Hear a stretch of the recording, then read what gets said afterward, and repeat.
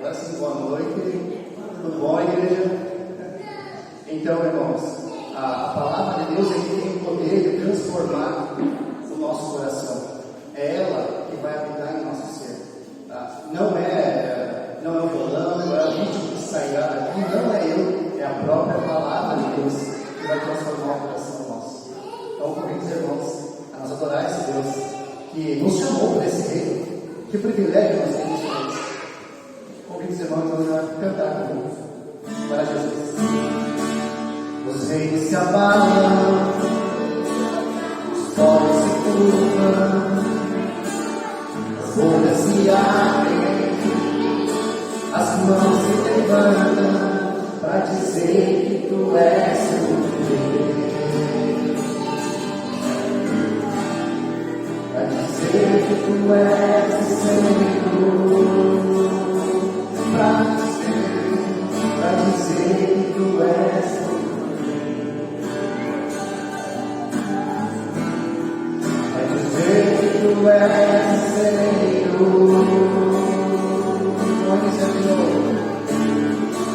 Os reinos se abalam, os povos se curvam, as bocas se abrem, as mãos se levantam para dizer que tu és o Rei, para dizer que tu és o Senhor,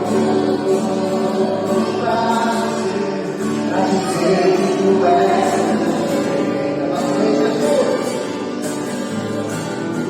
para dizer que tu és o Senhor. Vem forte agora. Teu reino é sempre eterno, misericórdia, justiça e igualdade, bondade e fidelidade, amor e igreja te adora, a tua igreja te adora. Teu reino é sempre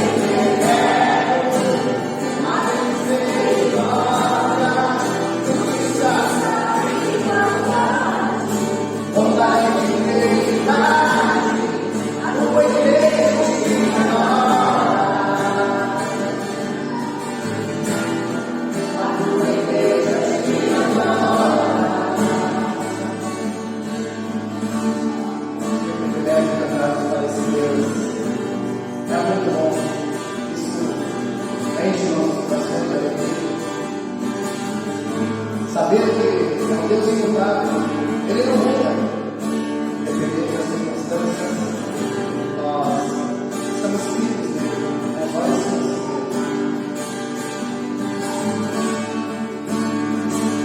Os reinos se abalam, os povos se curvam, as bocas se abrem, as mãos se levantam para dizer que tu és o Rei,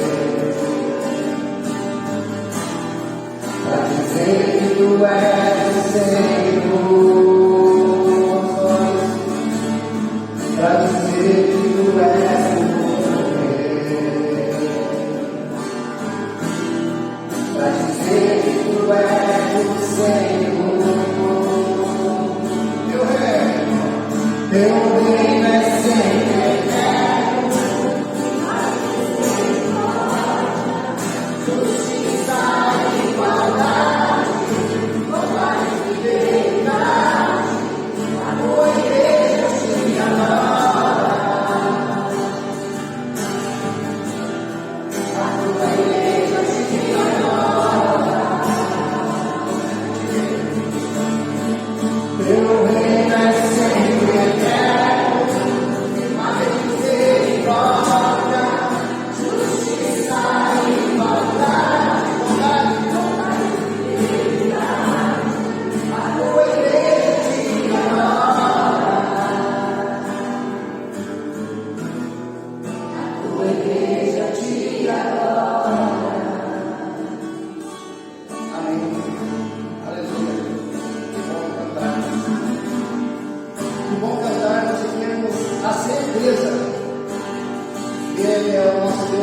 hoje e do amanhã.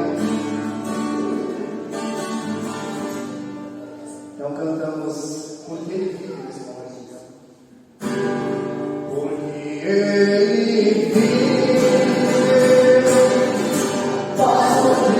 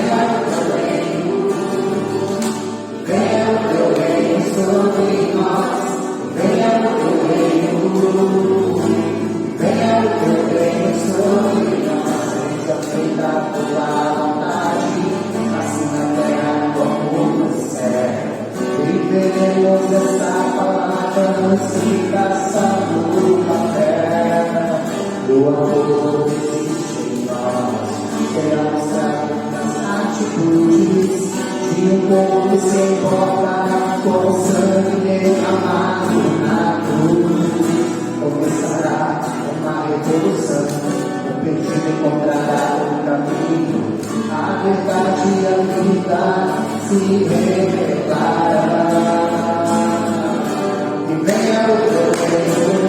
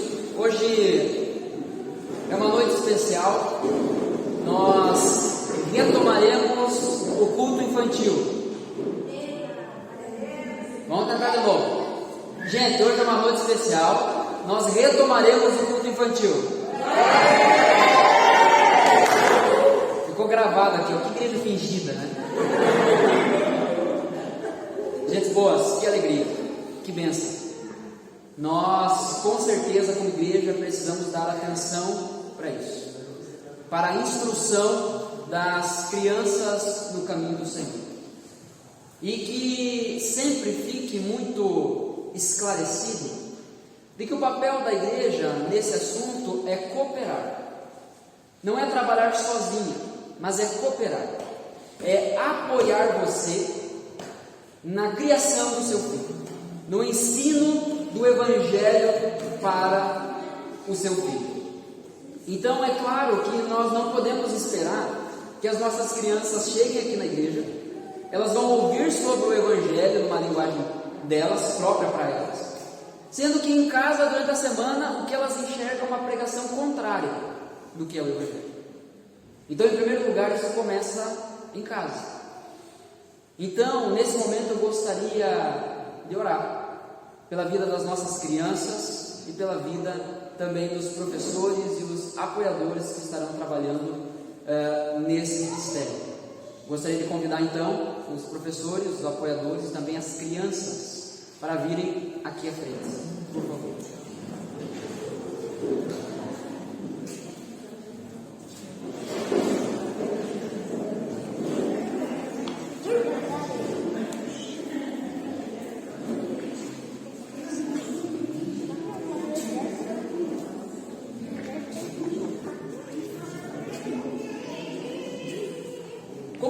Oração mais poderosa, eu gostaria, porque tem gente que acredita nisso, né, que a oração do pastor é mais poderosa.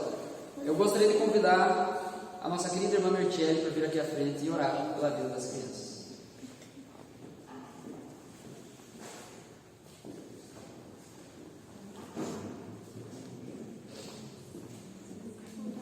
Esses dias ainda nós estávamos conversando aqui no microfone, se não é para passar vergonha, nem chama. Esses dias nós estávamos conversando, então fica aqui nós vamos emocionar junto então.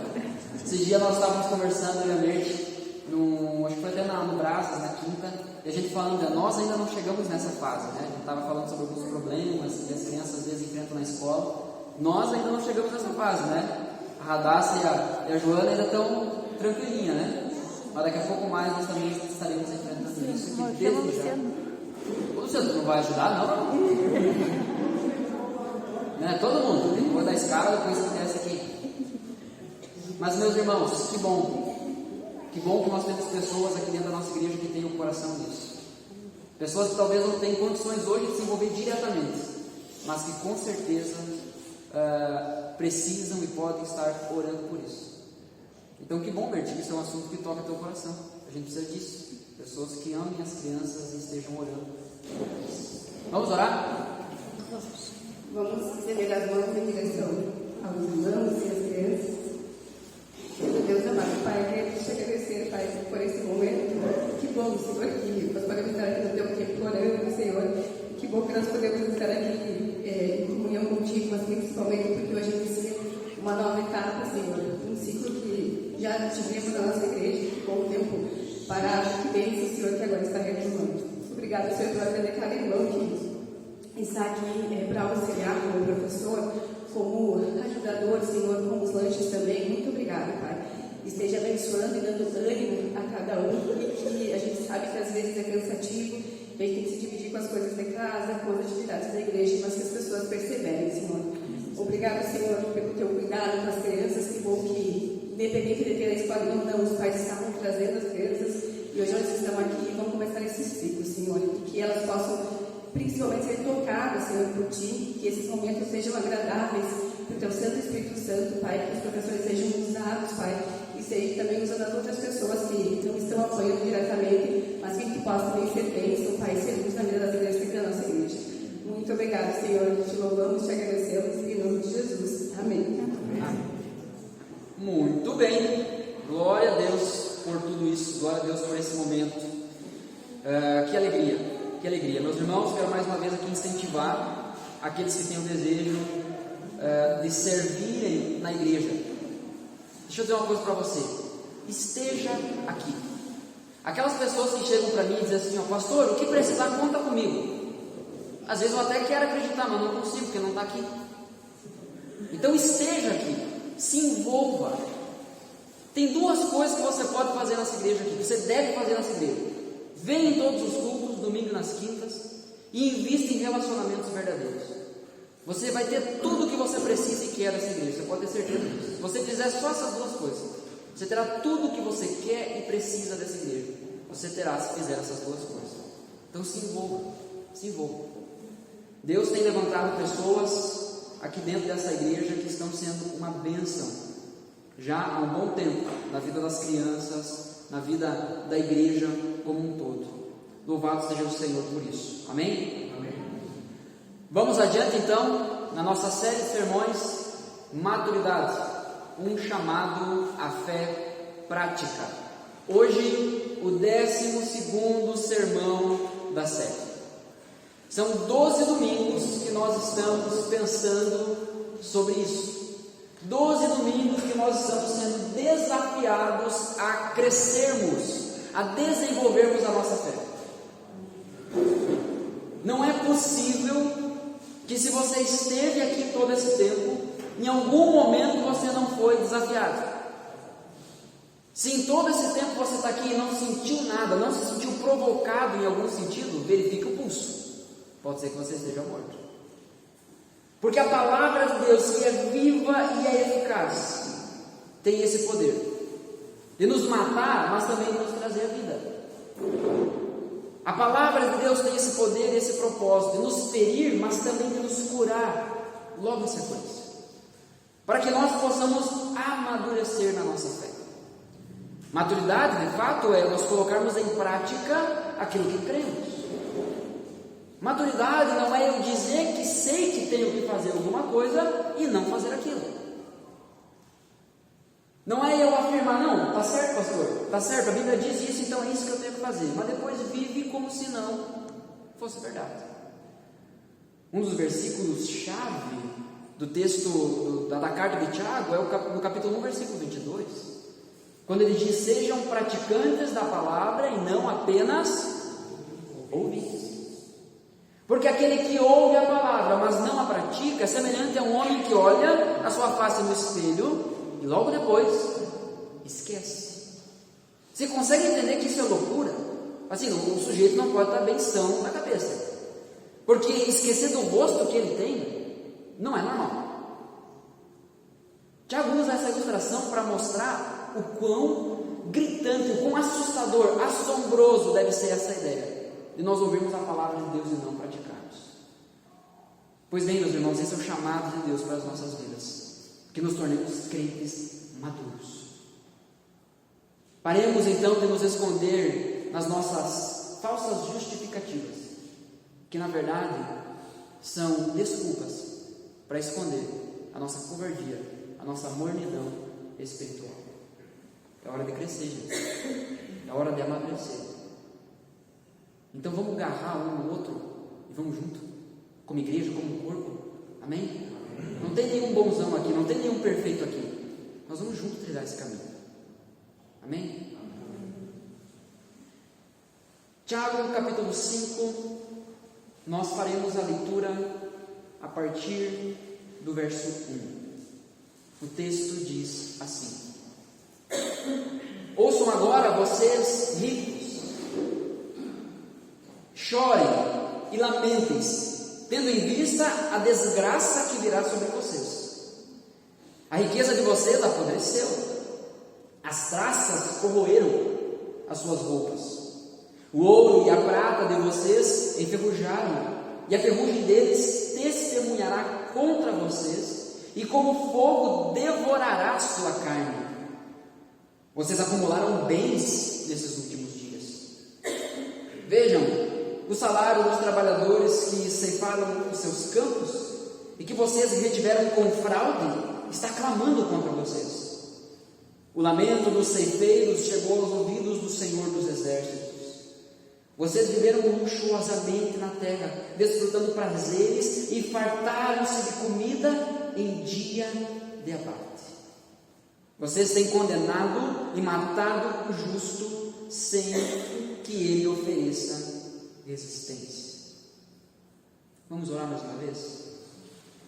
Senhor Deus e Pai, nós queremos pedir em nome de Jesus que o Senhor ministre em nossos corações esta noite. Que o Teu Espírito Santo, que sonda a mente e coração, Teu Espírito que penetra no mais íntimo do nosso ser, nós clamamos que esse Espírito esteja falando conosco, através da Tua Palavra, Senhor, porque é a Tua Palavra que vai ser pregada aqui essa noite. Que a Tua Palavra, que é viva e eficaz, alcance todas as áreas do nosso ser. Em nome de Jesus nós clamamos que sejamos confrontados nas áreas que precisamos. Que o Senhor nos denuncie aquilo que estamos fazendo de errado, para que a gente possa, capacitado por Ti, nos arrependermos e mudarmos a nossa conduta. De igual forma nós clamamos, Senhor, que Tu nos denuncie, o Senhor nos mostre quais são as áreas que nós estamos negligenciando, que nós poderíamos desenvolver mais, porque isso também nós queremos Te oferecer. Nós não queremos chegar diante de Ti apenas com os nossos erros, nós também queremos chegar diante de Ti com os nossos acertos, aquilo que o Senhor pode e vai usar para a Tua glória. Nos coloca nesse momento, Senhor, aos pés da cruz, nos humilha, Senhor, em nome de Jesus. Que o nosso orgulho se vá e que a humildade do Senhor tome os nossos corações, que o temor do Senhor tome os nossos corações, enche as nossas vidas, para que nós possamos meditar, entender e praticar aquilo que a Tua Palavra ensina, para que enfim alcancemos a maturidade. Em nome do Senhor Jesus Cristo, essa é a minha oração, é a nossa oração. Amém. Eu quero perguntar algo a você. Nós acabamos de ler então esse texto muito específico de Tiago capítulo 5. Esses 6 versículos têm muito a nos ensinar, muito a nos desafiar. E para nós pensarmos a respeito disso, meditarmos acerca disso, eu quero perguntar a você: qual é o seu bem mais precioso? Não é raro nós encontrarmos aí nos status do WhatsApp da vida, família meu tudo, né? Bota lá o nome das 2 filhas, né? E um coraçãozinho do lado, Trifena e Trifosa, nome bíblico, né? Fica de sugestão aí para botar nos filhos. Nós temos a tendência de tratar coisas, pessoas, como nossos bens, como o nosso bem mais precioso. Mas fica a pergunta aí para você. Você não precisa responder em voz alta, mas responda para si mesmo. Qual é o seu bem mais precioso? O que você possui nessa vida que você tem a plena convicção de que não vai perder? Jamais. Porque se o seu bem mais precioso, se a sua resposta da primeira pergunta não for a mesma resposta da segunda pergunta, alguma coisa está errada. Porque como o nosso bem mais precioso pode ser algo que nós podemos perder? Faz sentido? Nós termos algo tão precioso na nossa vida, mas esse algo tão precioso, a qualquer momento pode se perder. O que é o seu bem mais precioso? Na madrugada do dia 23 de dezembro de 2020, às vésperas do Natal, a nossa casa foi arrombada. Nós tínhamos nos fundos uma porta de alumínio, eu acredito, e um povo bem inteligente e rápido, na verdade nem arrombou, né, a porta, eles só empurraram e levantaram assim a porta para dentro. E assim, fizeram uma limpa. Tudo o que era possível carregar, pelo menos o que foi possível carregar para eles, eles levaram. Eles ou elas, né? Não sei quem era. Mas eu sei que devia ser uns quantos, porque levaram muita coisa. Como nós estávamos viajando, uma outra pessoa da cidade que nós morávamos fez os primeiros trâmites ali com a polícia, boletim e tudo mais. Então, quando nós retornamos, eu fui na delegacia, então, para registrar e fazer a listagem ali dos bens que tinham levado. Cada vez que a gente parava para pensar o que tinham levado, a gente descobria que tinham levado mais coisa. Quando nós nos mudamos para cá, para São Luís, quando a gente estava desencaixotando as coisas, nós descobrimos que tinham levado nossas panelas também. Nós estávamos com visita, nós ia fazer a comida e não tinha panela. Aí, sorte que a gente improvisou ali numa pipoqueira que virou a panela e a gente fez eu lembro o que foi. Irrelevante para isso, para esse momento. Mas o ponto é, quando eu estava lá conversando com aquele senhor, nem um pouco simpático, e muito menos interessado naquilo que eu tinha perdido, uma coisa gritava dentro de mim: não vale a pena. Não vale a pena viver para as coisas desse mundo. Porque tudo que nós tínhamos, que nós atribuímos um valor financeiro, foi levado. Eletrodomésticos, enfim, muita coisa. Só que muitas vezes nós tratamos as coisas dessa vida como se nós fôssemos ter elas para sempre. Como se as coisas que nós temos nessa vida fossem o sentido último dessa vida. Quando na verdade não. Quando eu estava listando ali as coisas para aquele senhor que estava me atendendo, aí eu puxei o telefone, né, no bloco de notas ali, porque era bastante coisa, e aí eu fui falando para ele, dele digitando. Quando eu estava lá pelo 10º item, mais ou menos, ele fez assim: mas foi bastante coisa, né? Eu falei: sim, o senhor quer pegar aqui, quem sabe ficar mais fácil, o senhor lê direto, senão era uma lista grande. Aí ele pegou o telefone, aí ele começou a digitar. E enquanto ele digitava, ele fazia assim: ixi. Uma hora ele olhou para mim e disse assim: mas fizeram uma limpa, né? Eu disse: sim, realmente, levaram bastante coisa. E continuou digitando. De repente ele olhou assim: mas não deixaram nada, né? Assim, o cara estava me enchendo de esperança, né? É por isso que eu digo que tudo naquele atendimento me fazia crer numa coisa: não vale a pena. Eu saí da delegacia aquele dia com uma certeza: eu não vou ter nada disso de volta. Mas essa certeza repousava sob a sombra de outra, de que o meu bem mais precioso eu não tinha perdido.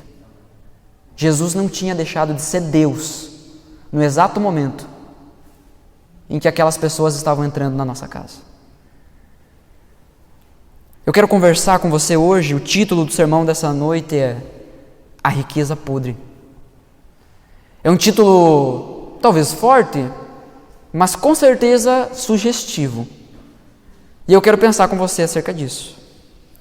No versículo 1, Tiago, como sempre, é direto, objetivo, cirúrgico, sem rodeios. Tiago não tem a preocupação aqui. Deus não usa a boca desse homem de Deus para massagear o ego de ninguém. Lembre-se do contexto da carta de Tiago, o contexto da diáspora, o povo fugindo da perseguição. Muitos ali talvez tinham perdido familiares, amigos e com certeza muitos bens. Tiago não tem a pretensão em nenhum momento de chegar e passar a mão na cabeça. Nossa, gente, vocês estão sofrendo, então assim, tudo bem, pode pecar. Porque nós temos essa tendência, é ou não é?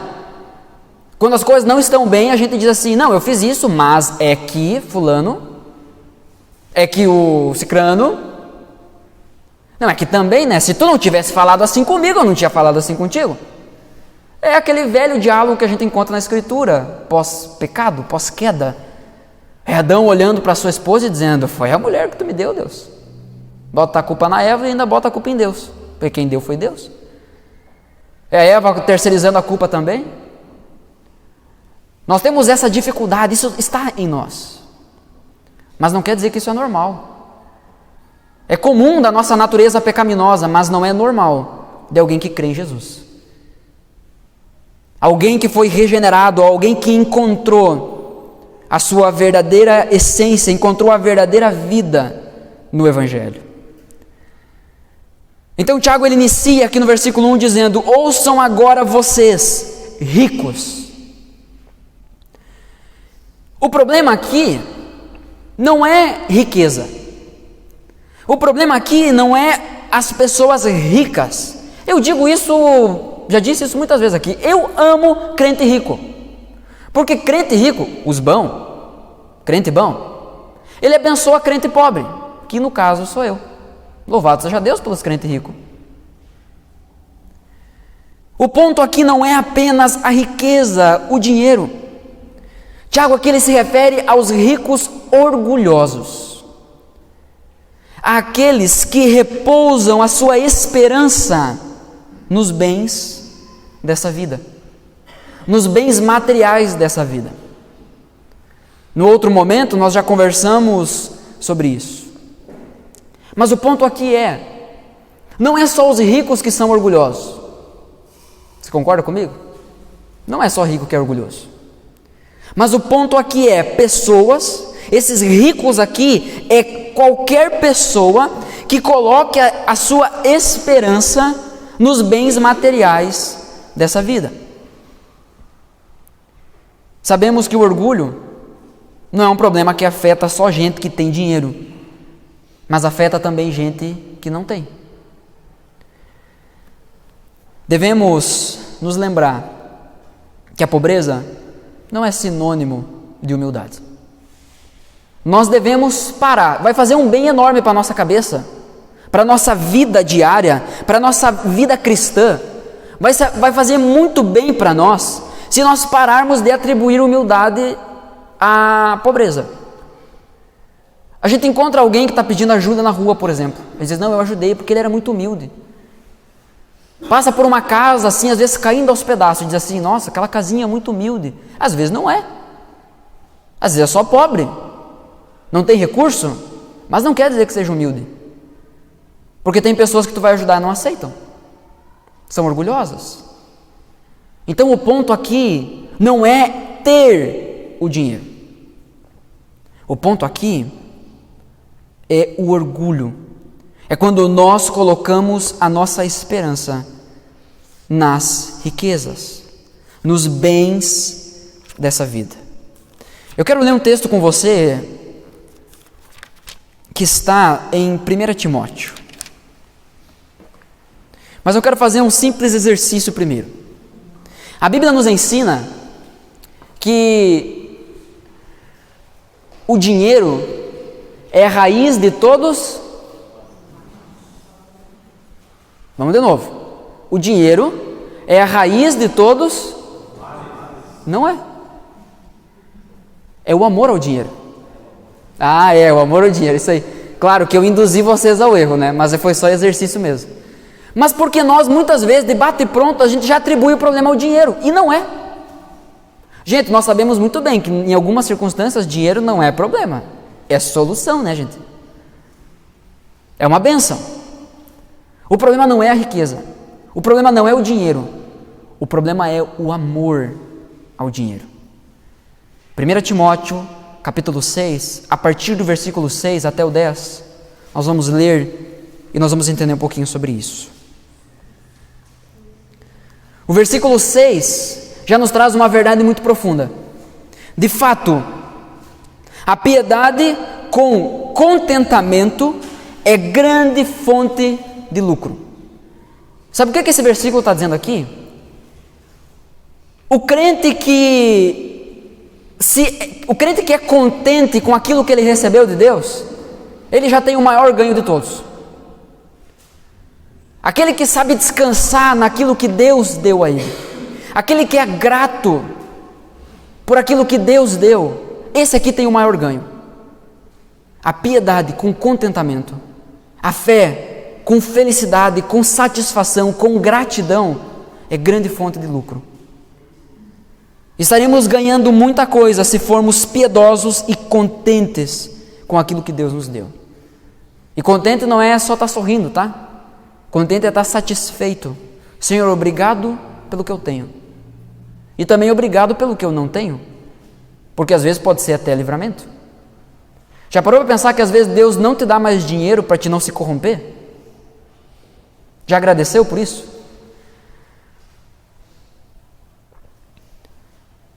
O versículo 7, então, os versículos seguintes vão dizer: pois nada trouxemos para esse mundo e dele nada podemos levar. Por isso, tendo o que comer e com o que vestir-nos, estejamos com isso satisfeitos.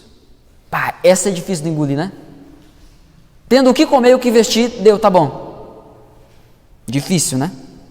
Versículo 9: os que querem ficar ricos caem em tentação, em armadilhas e em muitos desejos descontrolados e nocivos, ou seja, venenosos, perigosos, que podem nos destruir.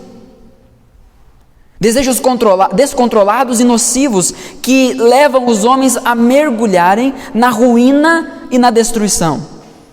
E aí vem o versículo 10: pois o amor ao dinheiro é a raiz de todos os males. Algumas pessoas, por cobiçarem o dinheiro, desviaram-se da fé e se atormentaram com muitos sofrimentos. Então o problema não é o dinheiro. Dinheiro é bênção. Amém? E Deus chamou você para abençoar a vida das pessoas. Amém? Então tá. O nosso problema é que nós muitas vezes achamos que o dinheiro é ruim. Mas o verdadeiro problema está no coração que não tem contentamento. O coração que não se contenta com aquilo que recebeu das mãos do Senhor. A primeira coisa, o primeiro ponto desse texto aqui que eu quero destacar, Tiago está nos dizendo um grande, sonoro: crie consciência. Crie consciência. Ele inicia o texto dizendo assim: ouçam agora vocês ricos, orgulhosos, que colocam a esperança nas coisas dessa terra, nos bens materiais. Ouçam vocês, crie consciência. Tiago está dizendo aqui: vocês deveriam estar chorando por viver a vida inteira correndo só atrás de coisas. Vocês deveriam estar lamentando por viver uma vida tão medíocre. É isso que o texto está dizendo. Porque viver a vida correndo atrás de coisas não é algo bom. É viver uma vida medíocre. Viver por riquezas é uma vida medíocre. E o texto nos chama a essa consciência. Amar o dinheiro é desastroso.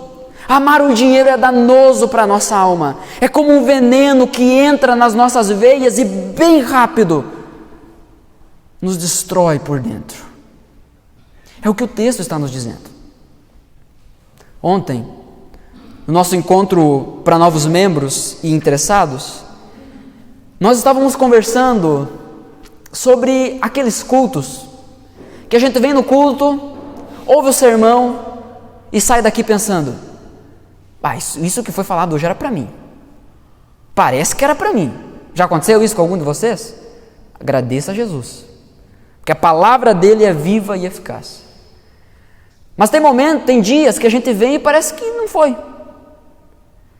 Qual que é o problema? Será que nesses dias que não foi a gente está sem fé? Ou o sermão foi ruim? Deus não quer falar comigo? Será que Deus me tirou de casa para vir ouvir a palavra dele e ele não quer falar comigo? Será que esse é o ponto? Óbvio que não. Porque quando nós ouvimos a palavra de Deus de forma geral, eu quero fazer aqui essa distinção, nós temos a palavra de Deus, o sermão aqui, quando ele é pregado aos nossos corações, a palavra de Deus exposta aos nossos corações, ela vem até nós de duas formas. Ou ela vem como uma denúncia, ou ela vem como um alerta. Quando ela vem como uma denúncia, é quando nós conseguimos pegar o que foi dito, as aplicações que foram feitas e entender que aquilo encaixa perfeitamente na nossa vida, naquele momento. É quando a gente sai do culto e diz assim: parece que foi para mim. O engraçado é que tem um monte de histórias diferentes aqui, realidades diferentes, e essas histórias diferentes, pessoas diferentes saem dizendo: parece que foi para mim. Se não é Deus isso, o que é? Agora, quando nós não conseguimos aplicar diretamente, a palavra de Deus continua sendo pregada, então ela se encaixa na nossa vida como um alerta.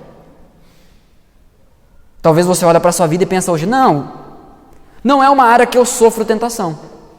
Eu não sou orgulhoso, eu não vivo a minha vida correndo atrás de coisa, de dinheiro, de salário maior, de recompensas desse mundo. Não é um problema que eu enfrento, pois a palavra de Deus nos alerta para esse perigo.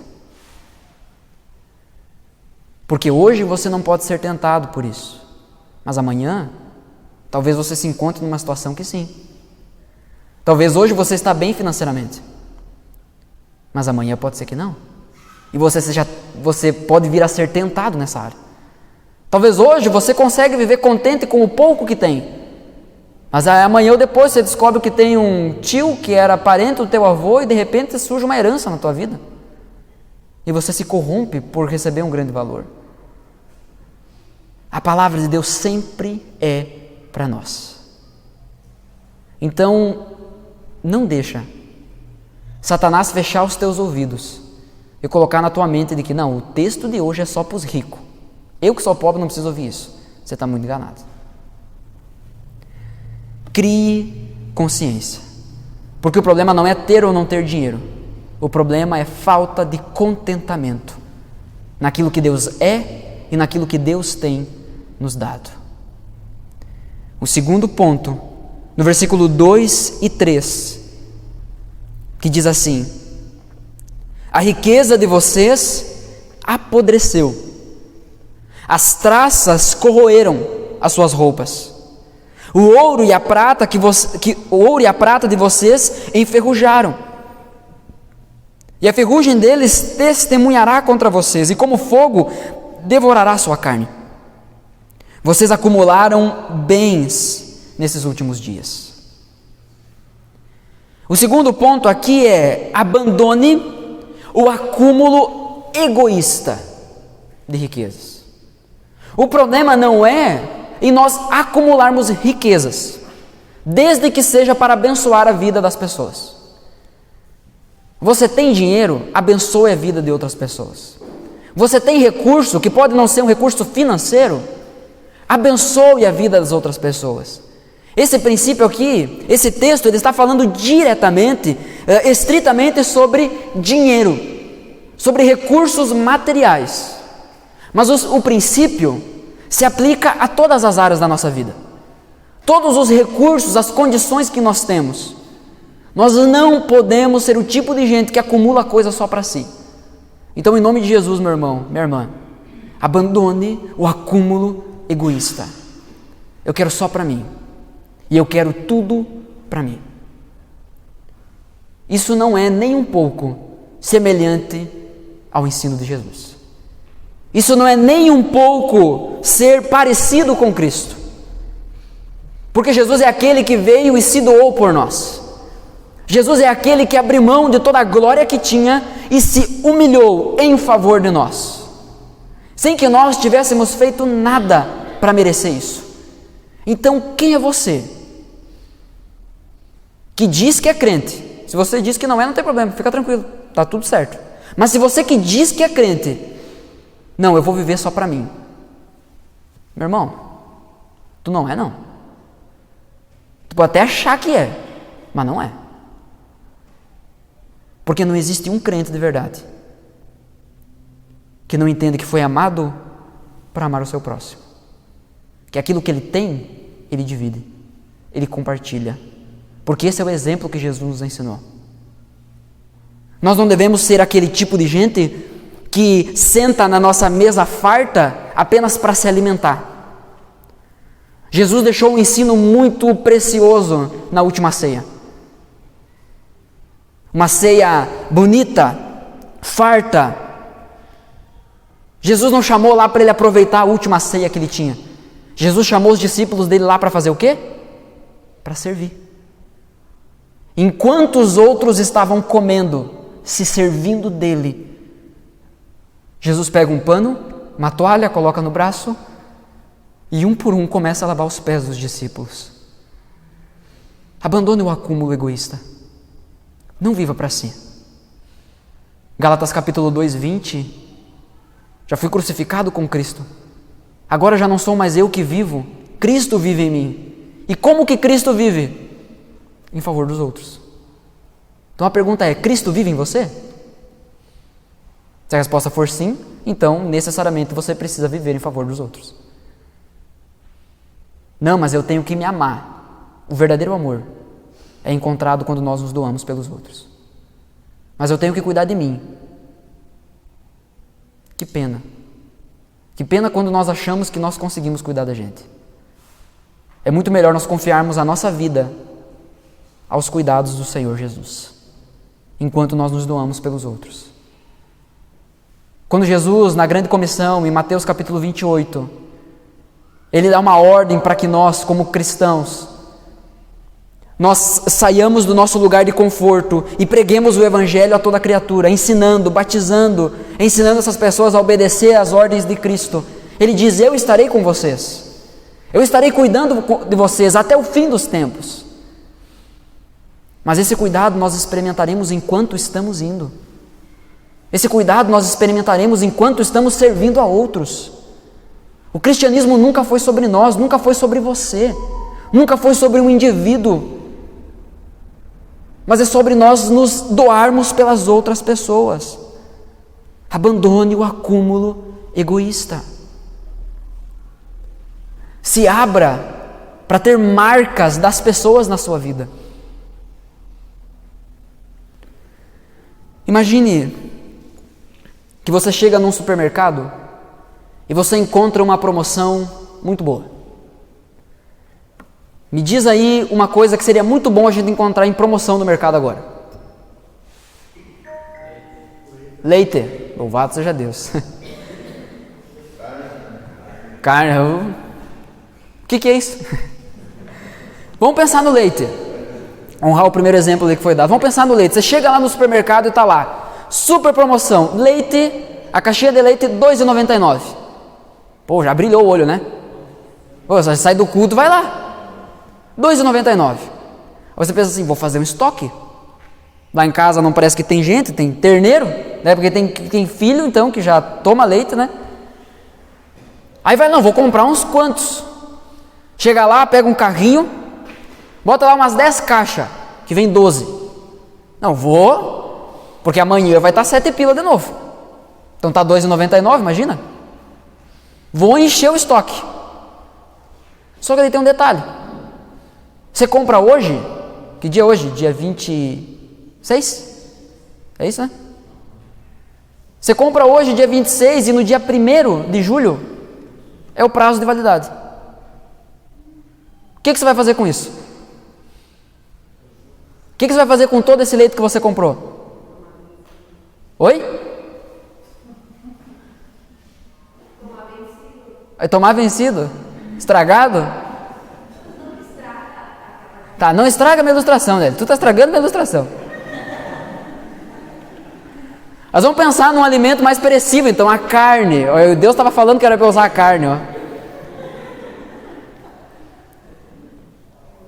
Mas ali tem o prazo de validade muito curto. Por que você vai fazer com tudo aquilo?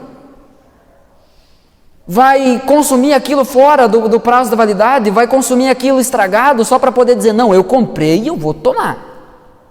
Eu comprei e eu vou comer.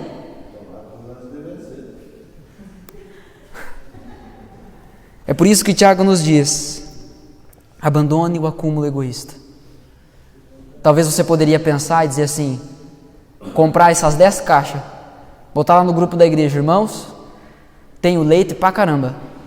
Quem quer trazer o chocolate? Sábado é a noite do chocolate quente. Sabe, nós devemos usar aquilo que nós temos em prol dos outros. Às vezes a gente corre atrás de coisa e tem muito mais do que nós precisamos, mas por orgulho a gente usufrui de tudo aquilo sozinho.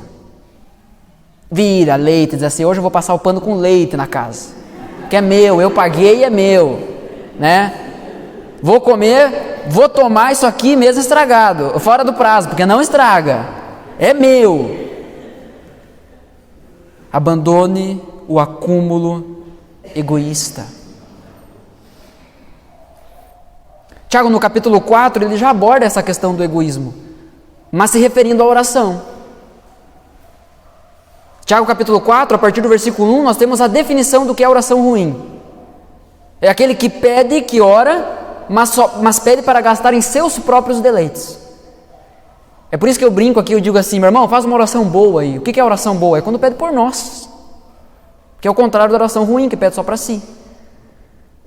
Tiago já vem tratando isso, e agora ele fala especificamente aqui dos recursos, dos bens materiais. O ponto é, meus irmãos, não é errado nós desejarmos, nós termos no nosso coração o desejo de melhorar de vida, tá? De ter uma casa melhor, um carro melhor, uma roupa legal, uma roupa que você gosta, uma roupa que combina, pelo menos. Tinha uma época da minha vida que eu só ganhava roupa. Eu ia para a escola, parecia um ET, um arco-íris, colorido, e não as cores que fazia muito sentido. Mas não é errado você melhorar de vida. A pergunta que nós devemos fazer é de que forma esse meu desejo glorifica a Deus? De que forma isso abençoa a vida das pessoas? A pergunta que nós devemos fazer é: o meu desejo de melhorar de vida é para a glória de Deus ou é para o louvor do meu egoísmo? É para poder bater no meu peito e dizer, eu dei certo. Eu sou uma pessoa bem-sucedida. Ninguém acreditava em mim, minha família dizia tudo que eu ia dar errado. E está aqui, ó, mostrei para todo mundo que eu sou o cara. Por que nós queremos mais? Abandone o acúmulo egoísta. Nós hoje até podemos afirmar que não vivemos para acumular riquezas, mas são essas próprias riquezas, diz o texto, que vão testemunhar contra a gente. É o que o texto nos diz. Jesus conta 2 pequenas parábolas que nos ensina muito nesse sentido. Mateus capítulo 13, versículo 44 até o 46. Jesus diz assim: o reino dos céus é como um tesouro escondido num campo. Certo homem, tendo-o encontrado, escondeu-o de novo. E então, cheio de alegria, não de tristeza, não contrariado, não, cheio de alegria, ele foi e vendeu tudo que tinha para comprar aquele campo. Pergunta: qual era o valor desse tesouro? era a coisa mais preciosa que ele já tinha visto na vida, ao ponto dele se desfazer de tudo que ele tinha. Ele encontra um tesouro dentro de um campo e diz assim: eu preciso comprar esse campo, porque o tesouro vai ser meu. Esconde o tesouro, vai lá, vende tudo que tem e compra o campo. E isso ele faz com alegria. Ele se desfaz das coisas que ele tinha e com alegria ele faz o que precisa ser feito para alcançar o bem maior, a maior riqueza. O reino dos céus, Jesus conta outra parábola, o reino dos céus também é como um negociante que procura pérolas preciosas. Encontrando uma pérola de grande valor, foi e vendeu tudo o que tinha para poder comprar essa. Vendeu todos os instrumentos, talvez, que ele tinha para ali averiguar se uma pérola era de verdade e quanto valia. Talvez vendeu outras pérolas, vendeu outras joias que tinha, não sei. Jesus está contando uma parábola, uma história, para que nós entendamos como aplicar isso na nossa vida espiritual. E aí eu volto lá para a pergunta do início: qual é o seu bem mais precioso? O que vale a pena você sacrificar todo o resto? Jesus está dizendo que o reino dos céus, que nós alcançamos e vivemos dentro desse reino apenas através do sacrifício de Jesus, o reino dos céus é como esse tesouro. É como esse homem que encontrou isso e ele se desfez de todo o resto. Nada mais importa. Nenhum bem se compara a isso. Eu quero o meu Jesus. Eu não busco nada nessa vida a não ser o reino de Deus. Essa é a postura que o texto aqui está nos ensinando. Nós muitas vezes vivemos acumulando coisas de forma egoísta, porque nós ainda não encontramos o maior tesouro dessa vida. Porque eu deixo te dizer uma coisa: esse tesouro não é como a herança que a gente recebe, que quanto mais herdeiros, menos sobra para cada um. Por isso que dá briga, né? Gente que se ama briga por causa de dinheiro. Já viu esse filme? Já, né? Não precisa nem falar muito. Mas esse tesouro, não importa quantos herdeiros tenham, quanto mais melhor, porque tem o suficiente, de forma infinita, para todo mundo. Abandone o acúmulo egoísta, porque se você viver essa vida só para si, no final você terá só a si mesmo. Tentando ganhar a vida, você vai perdê-la. Abandone o acúmulo egoísta.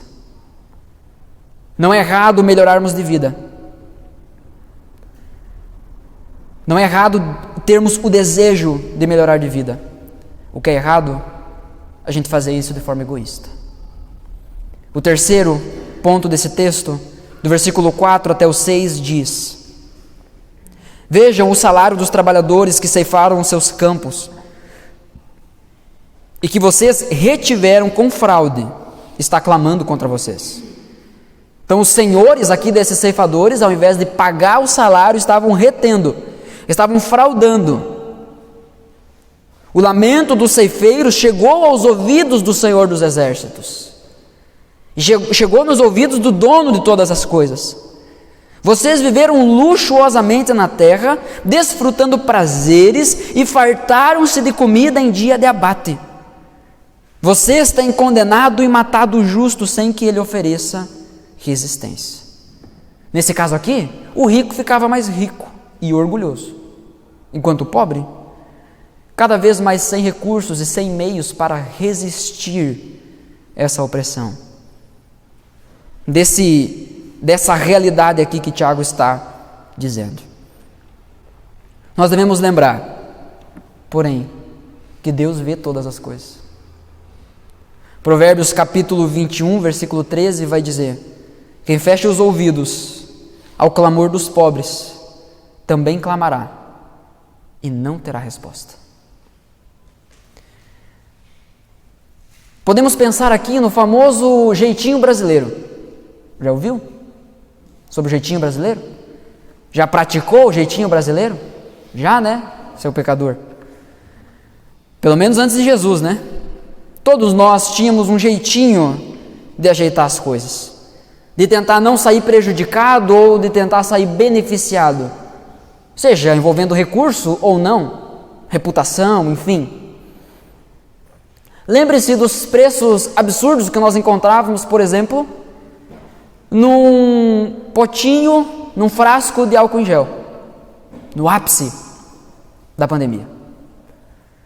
Eu lembro de ver lugares que foram multados por esses abusos. Pessoas que usavam as circunstâncias para ganhar em cima de outros. A Escritura nos adverte aqui então, e essa é a forma como nós aplicamos esse texto à nossa realidade, à nossa vida aqui. A Escritura nos adverte aqui sobre o ganho baseado na perda dos outros. Eu vou ganhar e para isso, conscientemente, eu preciso fazer o outro perder. Porque era o que esses caras estavam fazendo. Os ceifeiros trabalhavam para eles, e ao invés de ele dar o pagamento para os empregados, eles retinham o pagamento. Não nos dá aqui, não é a proposta, não é a ideia do texto, nos dá os detalhes sobre como funcionava esse negócio. O ponto é, estavam roubando, esses senhores aqui estavam roubando o que era dos seus empregados. E ao fazer isso, no dia do abate, no dia de carnear o boi gordo, eles tinham uns quantos para fazer isso? Eles tinham uns quantos bois? Olhavam para o seu rebanho, olhavam para as suas coisas, para os seus celeiros e pensavam, nossa, eu tenho muita coisa. Estou feliz com o que eu tenho. Em contraponto, os funcionários estavam lá, cada vez mais pobres, cada vez mais escravizados, presos naquela situação, sem conseguir oferecer resistência. Esse é o clássico caso de que nós, muitas vezes, somos tentados a negociar princípios. Meu irmão, minha irmã, eu quero dividir com você aqui uma frase que mudou a minha vida, do pastor presbiteriano Augusto Nicodemos. Quando se trata de princípios, 10 centavos vale tanto quanto 10 milhões. O problema é que a gente está disposto, muitas vezes, a abrir exceções para valores bem maiores do que 10 centavos. A Escritura nos ensina, nesse texto, que nós devemos criar consciência. A Escritura nos ensina nesse texto que nós devemos abandonar o acúmulo egoísta. Mas a Escritura também nos ensina nesse texto que nós devemos abandonar o acúmulo desonesto. Quando nós não pensamos no outro, só pensamos na gente e queremos ganhar, sabendo que o outro está perdendo. Passa por cima de quem tem que passar. Faz o que tem que fazer, sem pensar no outro. E esse pensar no outro não é cooperar com o erro do outro, não é isso que eu estou dizendo. O ponto é que nós conhecemos o texto que Jesus diz: quem for fiel no pouco, será colocado sobre o... Vamos, gente, esse é fácil, esse não tem pegadinha. O muito. É uma promessa de Jesus. Então não é errado nós termos muito. Não é errado você ter muito recurso. Não é errado você ter muito dinheiro. O problema é se o dinheiro tem você. O problema é quando nós tratamos esse princípio bíblico como se fosse uma fórmula mágica. Não, então eu vou dar isso aqui, porque aí Deus vai ficar na obrigação de me dar mais, porque eu fui fiel no pouco. Então Deus vai ter que ser fiel comigo. Eu vou ter que ganhar muito. Eu dei meu dízimo, como assim eu não fui promovido? Eu dou oferta todo mês, como assim eu não ganhei? Não ganhei mais. Como assim Deus não me deu o triplo? Porque o ponto aqui não é a fidelidade para com o dinheiro. O ponto aqui é a fidelidade com o Senhor. E Deus não trata dinheiro, Deus trata coração. Então o que Deus quer não é a gente simplesmente fazendo continha ali no final do mês. Quanto que eu vou dar, quanto que eu tenho que ganhar. O que Deus quer é o nosso coração entendendo que o que eu tenho é dele e eu vou ser fiel. Tendo pouco ou tendo muito, o que eu tenho é dele. Eu sou só um mordomo. Ele só me confiou os seus bens. Não existe fórmula nesse sentido. Então aquele que entra nesse negócio tratando simplesmente, puramente como um negócio, já perdeu. Eu fui fiel no pouco, como Deus não me colocou no muito. A explicação está aí. Está cobrando? Já revelou a motivação. Seja fiel a Deus. Tendo 10 centavos ou 10 milhões. Seja fiel a Deus. Renda o teu coração totalmente a Deus e prove e veja que o Senhor é bom. Para nós concluirmos esse pensamento, eu gostaria que você abrisse comigo em Mateus, capítulo 6.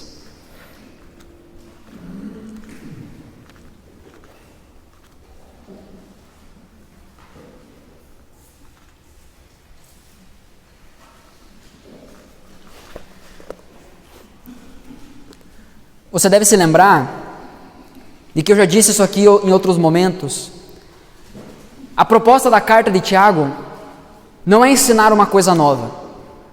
A proposta de Tiago aqui não é dar novos ensinos, trazer novas estratégias. A proposta de Tiago aqui é relembrar o povo de Deus a palavra de Deus. Relembrar o povo de Deus daquilo que Jesus já tinha ensinado. Tiago não vem e inventa a roda. Tiago diz, a roda foi feita lá atrás, vamos olhar para ela? É por isso que ao longo de toda a carta de Tiago, nós vemos constantemente Tiago se referindo aos ensinos de Jesus. Tiago apenas falando com outras palavras, especialmente aquilo que Jesus diz no Sermão do Monte. Pois bem, Mateus capítulo 6, versículo 19 em diante vai dizer assim: não acumulem para vocês tesouros na terra. O texto não está dizendo não acumulem. Está dizendo não acumulem para vocês. Acumular para o bem dos outros, para investir nas coisas de Deus, amém, glória a Deus, que bênção. Mas não acumulem para vocês tesouros na terra, onde a traça e a ferrugem destroem, e onde os ladrões arrombam e furtam. Mas acumulem para vocês tesouros nos céus, onde a traça e a ferrugem não destroem, e onde os ladrões não arrombam e nem furtam. Pois onde estiver o seu tesouro, aí também estará o seu coração. Os olhos são a candeia do corpo. Se os seus olhos forem bons, todo o seu corpo será cheio de luz. Aonde estão os teus olhos, meu irmão? Os teus olhos estão nas riquezas dessa terra? Os teus olhos estão colocando a esperança no seu salário, no dinheiro, nos recursos, nos bens materiais? Porque os olhos são a candeia do corpo, são as luminárias do corpo. Se os nossos olhos forem bons, todo o nosso corpo será cheio de luz. Por outro lado, o texto diz: mas se os seus olhos forem maus, todo o seu corpo será cheio de trevas. Portanto, se a luz que está dentro de vocês são trevas, que tremendas trevas que são. Se os nossos olhos, por onde deveria entrar a luz, está olhando para o lugar errado, é trevas que nós estamos colocando para dentro. E se a luz que deveria ver dentro de nós, na verdade são trevas, que tremendas trevas são. O quão perdido nós estamos, se estamos colocando a nossa esperança em coisas desse mundo. Talvez você chegue aqui nesse ponto achando que é possível ainda negociar, que é possível ainda fazer ressalvas. Não, mas sabe o que é, pastor? É que assim, eu assim, assado, não, porque assim, pá, e tal. Pois bem, o versículo 24, ele chega arrombando as nossas desculpas. Ninguém pode servir a dois senhores, pois odiará um e amará o outro, ou se dedicará a um e desprezará o outro.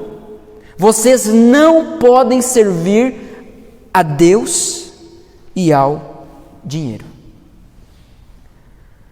A Bíblia em nenhum momento da Escritura, ela reconhece a existência de um outro Deus, senão o Deus que nós cremos. Mas é apenas nesse momento que Jesus chama o dinheiro de divindade. Aqui é o mamon. Talvez algumas versões mais tradicionais vão trazer o mamon. Era o Deus do dinheiro. Nós não podemos servir a dois senhores, porque em algum momento você vai querer agradar um e vai desagradar o outro. O que Deus espera de nós é uma rendição total. O que Deus espera de nós é uma entrega plena, por inteiro. Aonde estiver, versículo 21, o seu tesouro, aí também estará o seu coração. Tesouro aqui é o que você tem de mais valioso. Pois bem, eu quero encerrar o sermão da mesma forma que comecei. Qual é o seu bem mais precioso? Qual é o seu tesouro mais precioso? Porque onde estiver o seu tesouro, é aí que está o teu coração. Não adianta você dizer que é Deus, se o seu tesouro é outra coisa. Que o Espírito Santo aplique a sua palavra em nossos corações. Que o Espírito Santo capacite você a se arrepender e a começar a andar de acordo com a vontade dele. Que o Espírito Santo nos amadureça, inclusive nessa área das nossas vidas. Lembre-se, se essa noite você não sai daqui com uma denúncia, você sai daqui pelo menos com um alerta. Não se brinca com isso. Eu quero orar com você. Gostaria que você se colocasse em pé para nós orarmos juntos. Após a nossa oração, nós iremos cantar. E a nossa canção, ela vem como resposta a isso. Nossa resposta ao texto bíblico.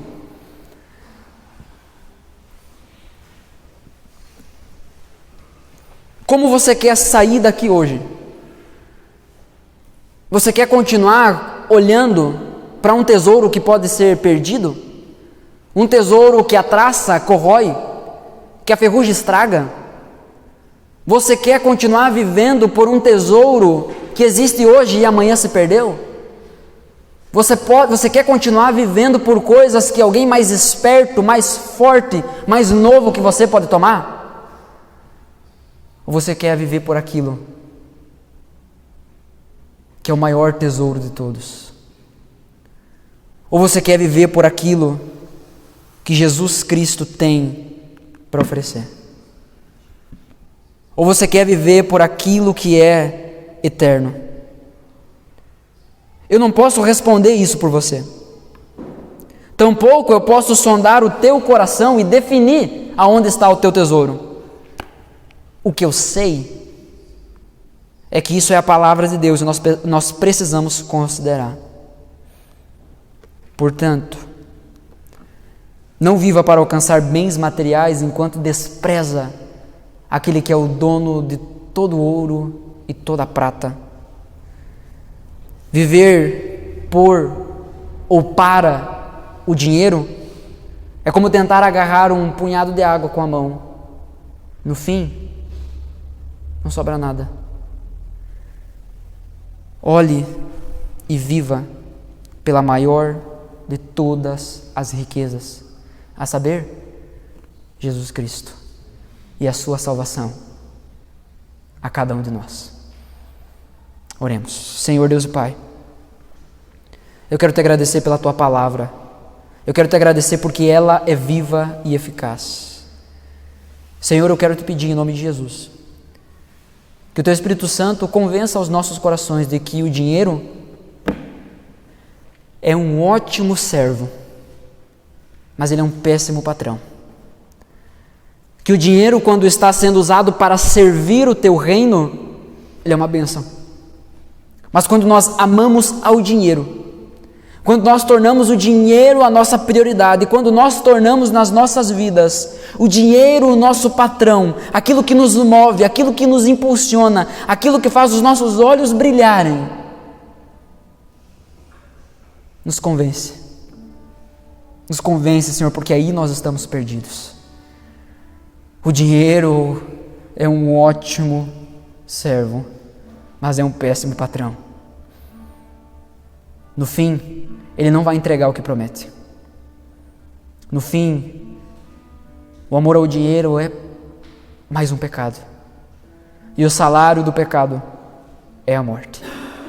Mas obrigado porque essa noite nós podemos nos lembrar e louvar ao Senhor, porque o dom, o presente gratuito de Deus em Cristo Jesus é a vida eterna, é o reino dos céus, é a maior de todas as riquezas.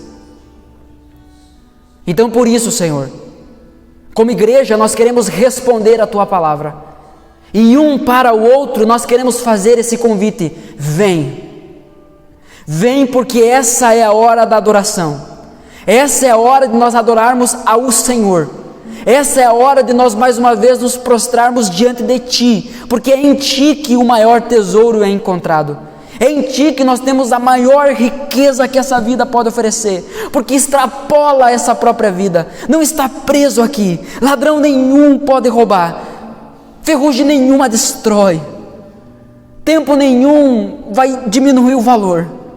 O que o Senhor tem para nos oferecer é eterno, então nos livra da mediocridade de viver uma vida correndo atrás de coisas, e que nós possamos, ó Deus, ser encontrados pelo Senhor, e assim sermos enviados pelo Senhor para alcançar a vida de outras pessoas, para através das nossas vidas, Pai, nós clamamos que através das nossas vidas outras pessoas sejam encontradas por Ti e libertas desse pecado de viver a vida pelo dinheiro, do orgulho.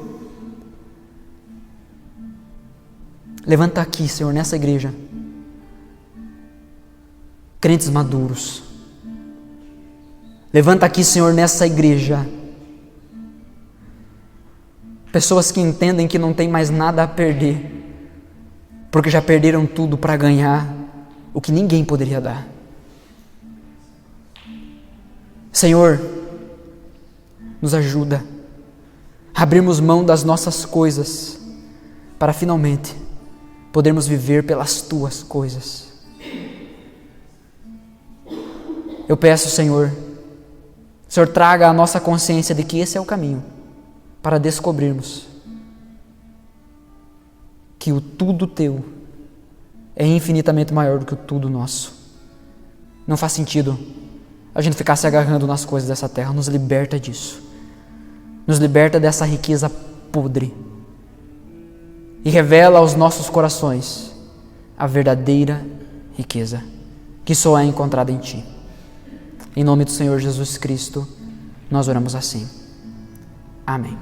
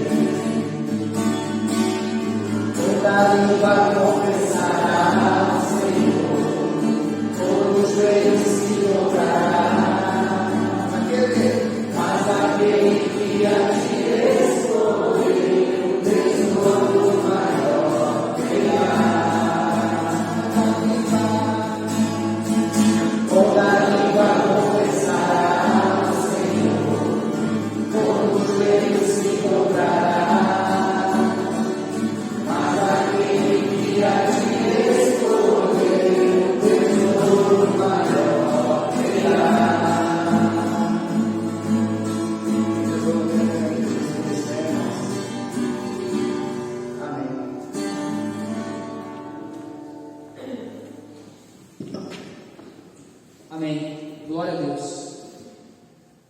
Que nós possamos gravar isso e clamarmos uns aos outros. Vem, essa é a hora da adoração. Não deixe para amanhã. Não, primeiro eu vou resolver esse negócio aqui na minha vida, vou continuar correndo atrás de coisas e amanhã eu faço isso.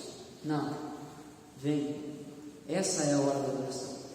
Essa é a hora de nos prostrarmos completamente diante do Senhor. Entrega ao seu coração, confia no Senhor e Ele agirá. Amém? Assim nós encerramos aqui o nosso momento. Os pais aflitos, fiquem tranquilos, eu acho que as crianças já estão retornando. Que Deus abençoe a sua semana. E antes de ir embora, dê um abraço em pelo menos 2 pessoas e diga para elas: essa é a hora da adoração. Amém? Até domingo que vem, então, se Deus quiser.